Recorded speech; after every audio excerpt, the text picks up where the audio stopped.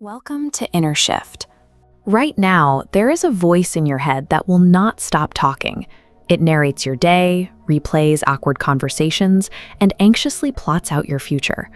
We usually assume that voice is who we are, but modern teachers like Eckhart Tolle suggest that identifying completely with this mental narrative is the primary cause of human suffering.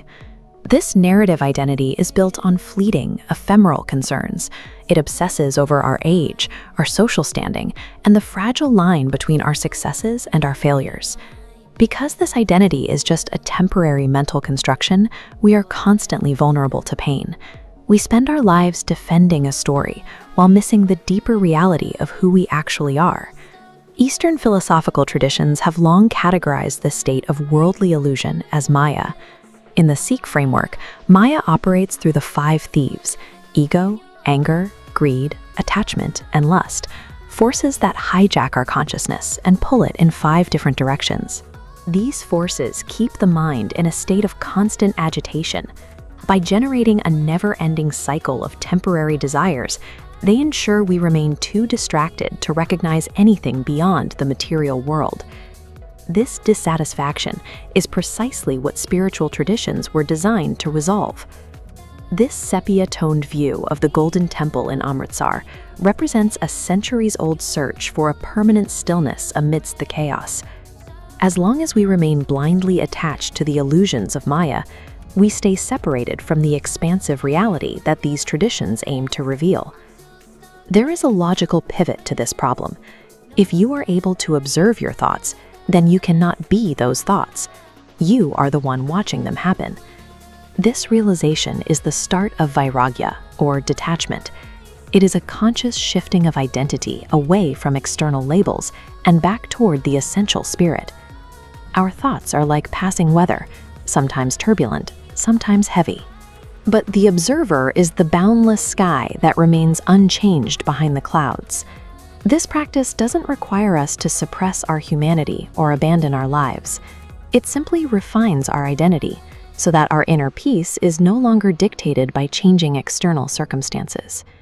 When the mental narrative is briefly suspended, a profound, indescribable stillness emerges. In Sikh tradition, when the ego collapses in this stillness, the individual reconnects with Akal, the timeless one. This isn't a distant deity, but the pure beingness that exists beneath all human creation. It is the eternal consciousness that remains when the noise of the self is quieted. In this state, there is no fear of loss. Our demographics, our historical identities, and our anxieties about the future all transcend into a sense of radical presence. Touching this presence offers an experience of a self that is already whole and unbroken, independent of whatever story the mind is currently telling. Once you have touched this ultimate, timeless reality, do you simply withdraw from the physical world?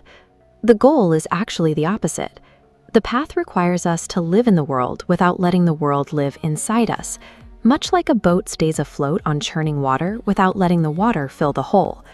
Facing the temptations and responsibilities of daily life is the true test of an awakened mind. It is a much steeper challenge than seeking peace in an isolated cave.